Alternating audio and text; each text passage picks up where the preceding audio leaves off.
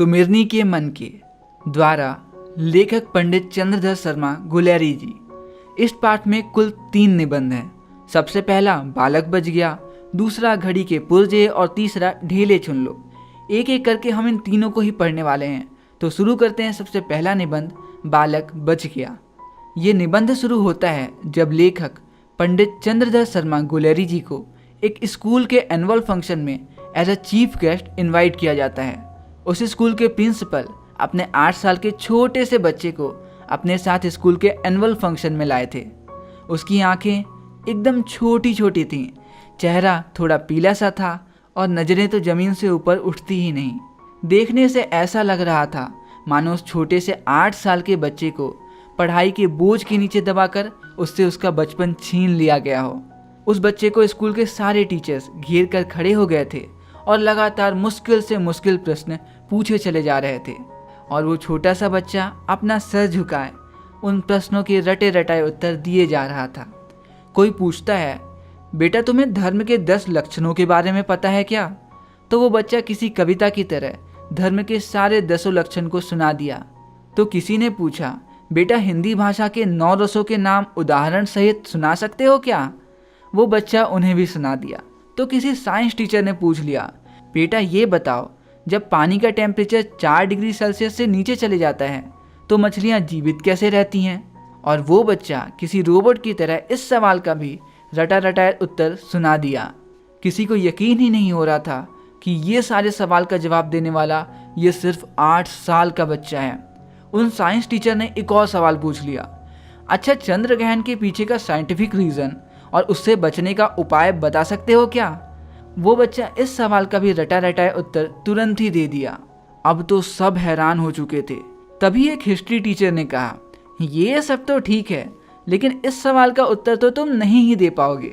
ये बताओ इंग्लैंड के राजा हेनरी 8 की रानियों का क्या नाम था? सबको ये लग रहा था कि ये बच्चा इस प्रश्न का तो उत्तर नहीं ही दे पाएगा, लेकिन हैरानी की बात तो ये थी कि उसे सिर्फ इंग्लैंड के राजा हेनरी 8 की रानियों का नहीं बल्कि उन सारी लड़कियों का भी नाम याद था जिनके साथ हेनरी 8 का अफेयर चल रहा था। अब इस जवाब के बाद तो सारे टीचर्स हार मान गए। सभी ने पूछा, बेटा आप अपने जीवन में क्या करना चाहते हो? अब भला एक 8 साल के बच्चे को इस सवाल का उत्तर कैसे पता होगा? लेकिन आश्चर्य की बात यह थी कि उसे इस सवाल का भी उत्तर रटा था। उसने कहा, मैं अपने जीवन में लोगों की सेवा करना चाहता हूँ। सभी वाह वाह करने लगे। तभी एक बूढ़े से टीचर सामने आए और उसे आशीर्वाद देते हुए बोले, बेटा तुमने सारे सवालों के बहुत ही सही उत्तर दिए हैं, बताओ तुम्हें इनाम में क्या चाहिए? लेखक और सारे टीचर्स को यही उम्मीद थी कि ना जाने ये पढ़ाई का पुतला कौन सी किताब मांग ले। वो बच्चा थोड़ा सा खांसा और गला साफ करके धीरे से बोला, जी मुझे लड्डू चाहिए। ये जवाब सुनकर स्कूल के सारे टीचर्स और उनके पिता निराश हो गए। लेकिन आखिरकार इस जवाब को सुनकर लेखक की जान में जान आई। इस बार वो बच्चा किसी रोबोट की तरह रटा रटाया उत्तर नहीं बल्कि पहली बार अपने दिल से उत्तर दिया। इससे ये पता चलता है कि उस बच्चे के अंदर अभी भी कहीं ना कहीं उसका बचपन जिंदा है। तो बस यहीं पे ख़त्म होता है हमारा ये प्यारा सा निबंध। तो अब हम इस चैप्टर के कुछ बहुत ही मुश्किल MCQ क्वेश्चंस कर लेते हैं जिनके एग्ज़ाम में आने की प्रोबेबिलिटी बहुत हाई है। तो सबसे पहला सवाल ये रहा आपकी स्क्रीन पे, बालक बच गया निबंध का मूल प्रतिपाद क्या है? ऑप्शन ए शिक्षा ग्रहण करने की सही उम्र, ऑप्शन बी साक्षरता वृद्धि, ऑप्शन सी स्त्री शिक्षा या ऑप्शन डी इनमें से कोई नहीं। और आपका 10 सेकंड का समय शुरू होता है अब।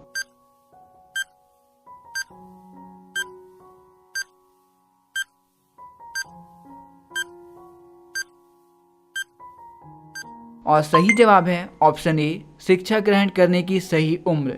और ये रहा अगला प्रश्न आपकी स्क्रीन पे, बालक ने सीखा सिखाया कौन सा उत्तर दिया?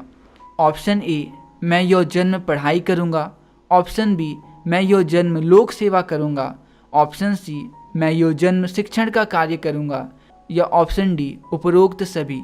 और आपका 10 सेकंड का समय शुरू होता है अब।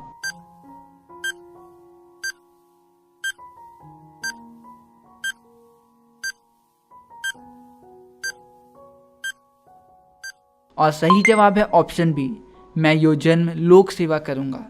और ये रहा अगला प्रश्न आपकी स्क्रीन पे।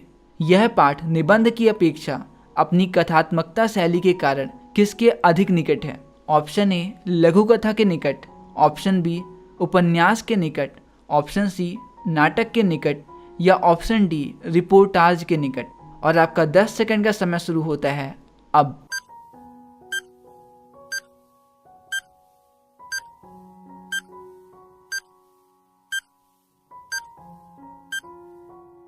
और सही जवाब है ऑप्शन ए लघु कथा के निकट। और ये रहा चौथा और आखिरी सवाल आपकी स्क्रीन पे। बालक में स्वाभाविक भावों की लड़ाई कहाँ दिखाई दे रही थी? ऑप्शन ए आँखों में, ऑप्शन बी चेहरे में, ऑप्शन सी मस्तक में या ऑप्शन डी नाक में। और आपका 10 सेकंड का समय शुरू होता है अब।